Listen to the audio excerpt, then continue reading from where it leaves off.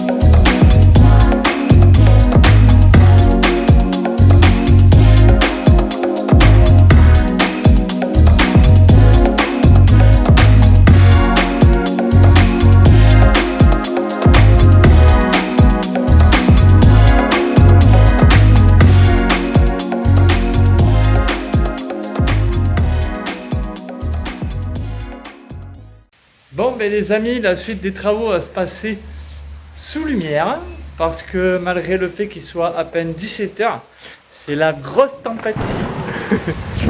Avec du vent, de la pluie, c'est Armageddon, j'en connais une. Je pense qu'elle fait de l'huile dans sa voiture, et je pense qu'elle est très pressée d'arriver. Je parle de Nini, bien entendu, qui a peur des orages. Alors vous imaginez bien dans cette situation son point de vue. Bon, allez, moi j'ai fini la première poutre là-haut. Je l'ai rattrapée, je l'ai bien poncée, donc elle est toute belle. Et je vais m'attaquer du coup à la dernière du rez-de-chaussée qui est là, du coup celle qui était cachée, donc elle aussi elle va très bien se poncer. Ce que je trouve dommage, c'est qu'elles sont toutes foncées par contre, et on aurait bien les avoir vues claires. Donc je sais pas si vous avez une technique pour les rendre claires. On sait on avait vu sur une chaîne de rénovation qu'il y avait un produit qui permettait de redonner la couleur claire des poutres. Donc si vous savez ce que c'est ou si vous avez une idée pour les rendre plus claires, n'hésitez pas à le marquer en commentaire. Ça nous fera très plaisir de ne pas avoir à le chercher. Voilà. Et au moins ça vous fera participer un petit peu. Hein? Bon, allez, on continue.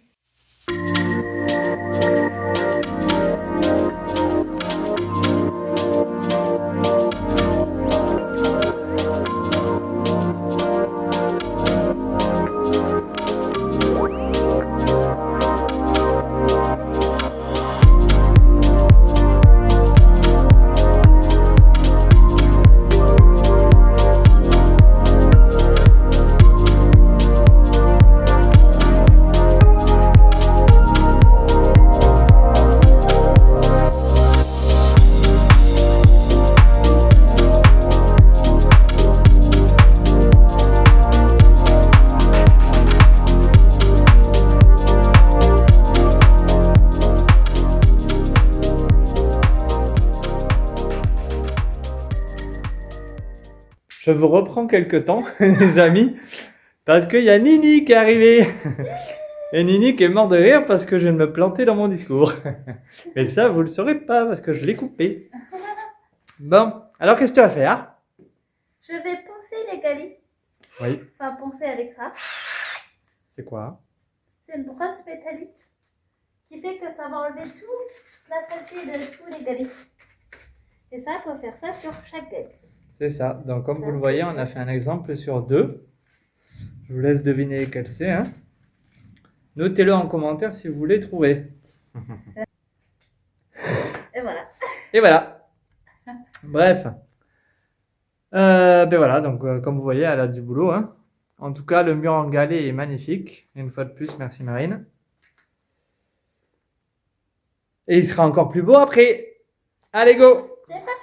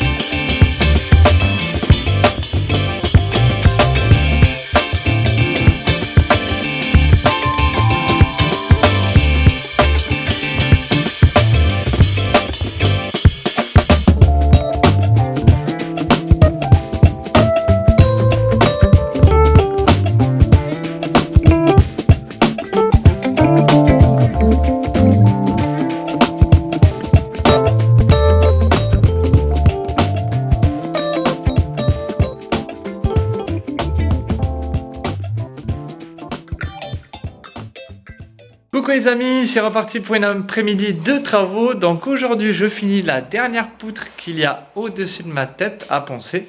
C'est la plus compliquée de toutes, y compris celle de l'étage, parce qu'en fin de compte, celle-là, elle a de la tapisserie collée carrément dessus. Ils avaient de très très bonnes idées à l'époque, hein, voilà. Donc du coup elle va mettre pas mal de temps à poncer, je pense. Les autres, ben, comme vous le voyez, et oui, non, vous n'avez pas vu, parce que hier, du coup, il faisait pas beau. Regardez la belle poutre. Regardez. Elle tue, hein? Celle-là, on savait d'avance que c'était la plus belle, c'est celle qui était couverte. Donc voilà, le résultat est magnifique, hein? Le résultat est magnifique. Celle-là, c'est un peu pareil. Hop, vous voyez, le avant-après, il est assez impressionnant, hein? Il n'y a pas photo, donc après, avec, je pense, avec de l'huile, enfin pas de l'huile, mais des produits spécifiques pour les protéger et tout, je pense que elles vont ressortir encore plus claires. Donc il y a moyen que ça le fasse. Il y a que celle-là, celle qui a la tapisserie qui est foncée. Donc il faut qu'on trouve un moyen de s'en sortir. Mais d'abord, faut la poncer.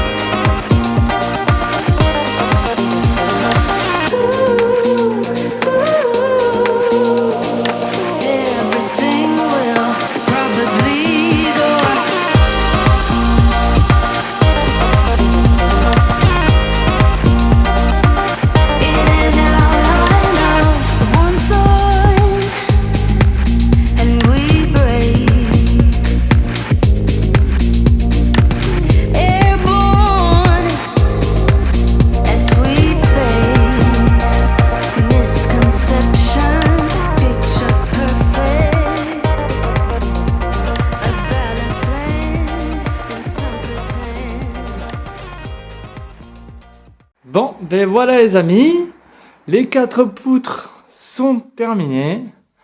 Donc comme pour les autres, hein, donc du coup là-haut j'y ai pas accès, en plus il y a une gaine. Je vais pas tout sortir, donc du coup j'ai coupé, enfin j'ai poncé jusqu'au 2,60 m.